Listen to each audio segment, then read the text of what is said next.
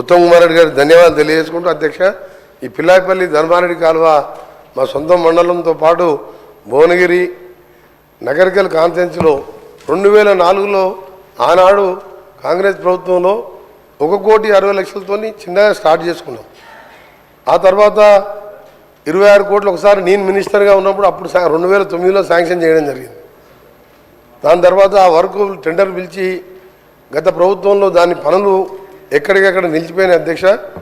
నేను as a మంత్రిగా వారిని కృతజ్ఞత తెలియజేసుకుంటూ నేను ఒకటే కోరుతున్నా, ఇది హైదరాబాద్కి వెళ్ళి వచ్చే డ్రైనేజ్ వేస్ట్ వాటర్ అయినా మా ప్రజలకు వేరే ఆల్టర్నేట్ లేదు. ఇరిగేషన్ వ్యవసాయం చేసుకోవాలంటే కొండపోచమ్మకి వెళ్ళి బస్వాపూర్కి వెళ్ళి అక్కడికి వెళ్ళి చిట్యాల వరకు అలైన్మెంట్ ఫిక్స్ చేసిండ్రు. ఇటు గుండ్రాంపల్లికి వెళ్ళి చౌటుప్పలు ఇది కొండపోచమ్మకి ఆగిపోయింది, బస్వాపూర్ నింపలే. అది వస్తే మాకు గోదావరి నీళ్ళు వచ్చాయి అని మా పరిస్థితి ఏంటంటే ఈ మూసి డ్రైనేజ్ నీళ్ళతోనే వ్యవసాయం చేసుకొని పండిన పంటలు తినే పరిస్థితి లేదు, బయట అమ్ముకొని మళ్ళా వేరే మార్కెట్లో కొనుక్కొచ్చుకొని తినే పరిస్థితి మా మూసి పరిస్థితి. ఆ మూసి నీళ్ళ కోసమే ఇంత పోరాటం చేసాం. కానీ ఈరోజు గౌరవ ముఖ్యమంత్రి గారు మూసి దాన్ని ట్రీట్మెంట్ చేసి దాన్ని చేస్తున్నారు, అదొక సంతోషకరమైన వార్త. మా దగ్గర భూగర్భ జలాలు ఎక్కడ బోర్ వేసినా 1000 ఫీట్లు వేయాలి, వేస్తే ఎల్లో కలర్ వాటర్ వస్తుంది అధ్యక్ష. అందుకని మీ ద్వారా గౌరవ మంత్రి గారికి గౌరవ ముఖ్యమంత్రి గారు కూడా ఇప్పటికే బ్రాహ్మణ వెల్లంలో కానీ ఎస్ఎల్బిసి సొరంగ మార్గం 70% కాంగ్రెస్ ప్రభుత్వంలో పూర్తి చేస్తే సరే, ఏందో మా దురదృష్టమో మా కర్మనో ఏందో లేదు, మేము ఆ ప్రాంతంలో పుట్టిన కింద ఫ్లోరైడు పైన మూసి నీళ్ళు పూర్తి చేస్తారని ఎన్నోసార్లు బతిలాడి కాళ్ళ వేళ్ళ పడ్డా కనికరం లేదు, మానవత్వం లేదు. సొరంగాన్ని పండబెట్టిను బ్రాహ్మణ వెల్లంలో ఈ 11 నెలలనే మీ మంత్రి గారు డిప్యూటీ సీఎం గారు వచ్చి నీళ్లు వదిలిపెట్టను. 2 డేస్ బ్యాకే 37 crores ల్యాండ్ ఎక్విజిషన్ కూడా రిలీజ్ చేసిండ్రు. నెక్స్ట్ వీక్ మళ్ళీ ఒక 35 కోట్లు ఇచ్చి లెఫ్ట్ కెనాల్ ఆ తర్వాత రైట్ కెనాల్ కూడా పూర్తి చేస్తామని మంత్రులందరూ కూడా హామీ ఇచ్చిన అధ్యక్ష.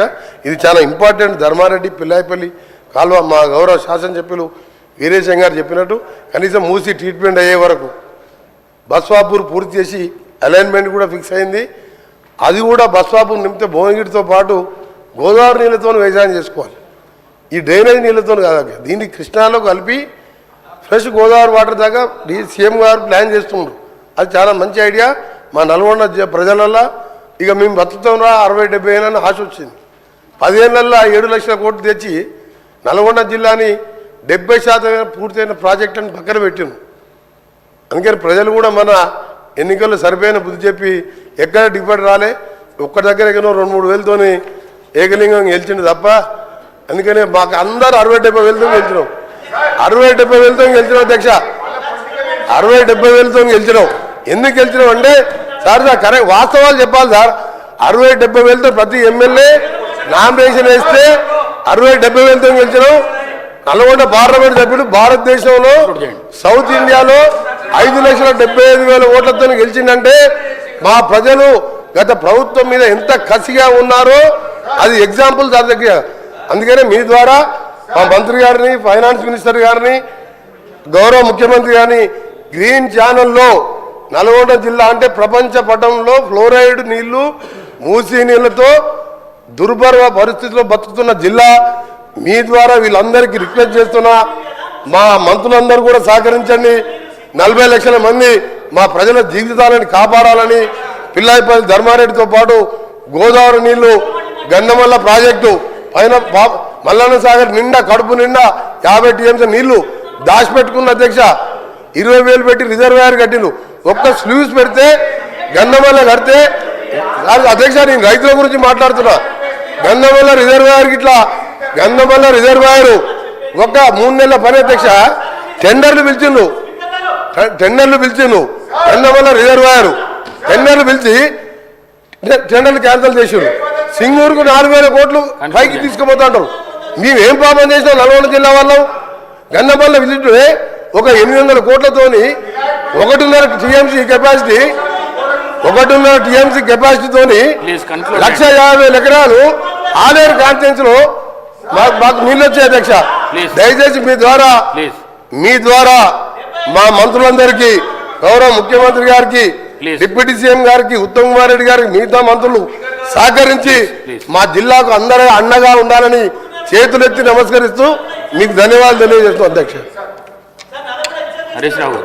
హరీష్ రావు గౌరవ స్పీకర్ గారికి దయచేసి, ఎందుకంటే ఇక్కడ పెద్దలు పోచారం శ్రీనివాసరెడ్డి గారు స్పీకర్గా పనిచేసిన వాళ్ళు కూడా చాలామంది ఉన్నారు.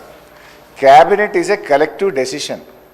నేను చాలా సంవత్సరాల నుంచి సభలో ఉన్న తప్ప మంత్రి లేచి ఇంకొక మంత్రిని ప్రశ్నలు అడిగేటువంటి సంస్కృతి ఉండదు. బికాజ్ క్యాబినెట్ అనేది ఒక కలెక్టివ్ డెసిషన్.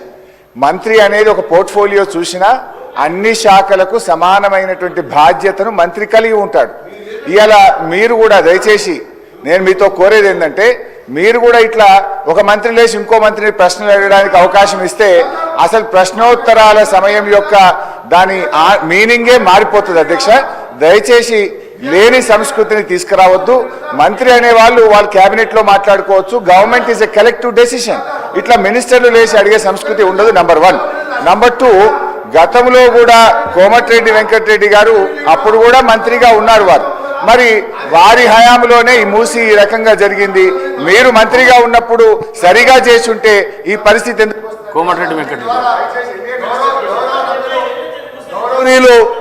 హరీష్ రావు గారికి చెప్తున్నా, 21 సంవత్సరాలు ఉన్న హరీష్ రావు గారు అడుగుతున్నా, మీకు ఎల్పీ లీడర్ లేడు, నువ్వు డిప్యూటీ లీడర్వా, శాసనసభ్యునివా? క్వశ్చన్ అవర్లో నిన్న కూడా నువ్వు బైక్ తీసుకున్నావు, మా స్పీకర్ మంచోళ్ళు కాబట్టి నీకు బైక్ ఇచ్చాను. నీ ఏ హోదాలు అడుగుతున్నావు? నువ్వు ఏ హోదాలో నువ్వు మాట్లాడుతున్నావు? నువ్వు ఏ హోదాలా? గౌరవ్ సార్ ఒక నిమిషం సార్, చాలా ఇంపార్టెంట్ ఇది ఫర్ ఎవర్. తెలంగాణ ప్రజలకు తెలవాలి సార్. తెలంగాణ ప్రజలకు తెలవాలి. తెలంగాణ ప్రజలకు ప్రతిపక్ష నాయకుడు సంవత్సర కాలంగా సభకు రాకపోవడం ఈ సభనే కాదు, తెలంగాణ ప్రజలని అవమానపరిచినట్టుగా ప్రజలందరూ అనుకుంటారు అధ్యక్ష. ఈయన డిప్యూటీ లీడరా సార్? ఈయన కార్యవర్గం ఏర్పాటు చేసినా ప్రతిసారి ఈయన ఎందుకు ఇస్తున్నాము అంటే మిమ్మల్ని కొట్టలేడు. ఆయన అడిగే హక్కు లేదు. ఆయన మామూలు ఎమ్మెల్యే మాత్రమే. అందుకనే గౌరవ చెప్తున్నా, నా బాధతోని నల్గొండ ప్రజల కడుపులో ఆవేదన, ఫ్లోరైడ్, మూసి నీళ్లు చచ్చిపోతున్నారు సార్. ప్రజలు పేదవాళ్ళు, డబ్బున్న వాళ్ళు హైదరాబాద్కి వచ్చిండ్రు, డబ్బు లేని దళితులు, గిరిజనులు నల్గొండలు చచ్చిపోతున్నారు. అంత కనికరం లేదు సార్ వీళ్ళకు. ఎస్ఎల్బిసి సొరంగం 70% పూర్తి చేశాం. ఇరిగేషన్ మినిస్టర్గా ఉండి ఒక్కసారి సొరంగం రాలే. ఆయన నల్గొండ గురించి కానీ నా గురించి కానీ మాట్లాడే హక్కు లేదు అధ్యక్ష. ఆయన ఒక గౌరవ శాసనసభ్యుడు మాత్రమే, డిప్యూటీ లీడర్ కాదు, సిఎల్పి సెక్రటరీ కాదు, లీడర్ లేడు.